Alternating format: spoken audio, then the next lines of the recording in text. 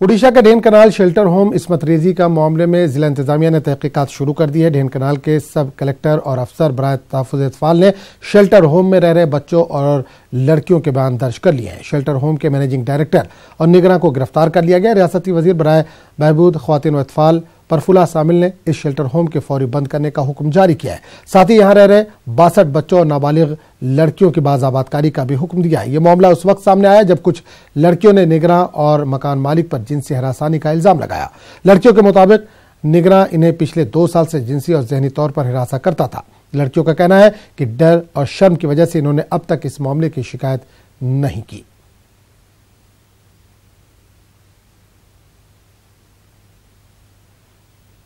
Our main focus is to take care of the children, the girls and boys, and तांको जो बढ़िया exams जो अच्छी and other issues जो हमको तांको सुविधा देवार अच्छी, that will be our primary focus.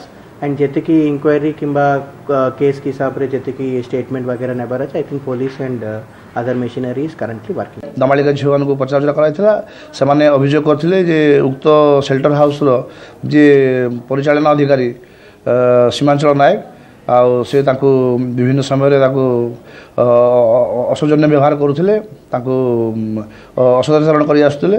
तेणु से 2 जन झील स्टेटमेंट अनुजाई आम काली अटक रखीचु।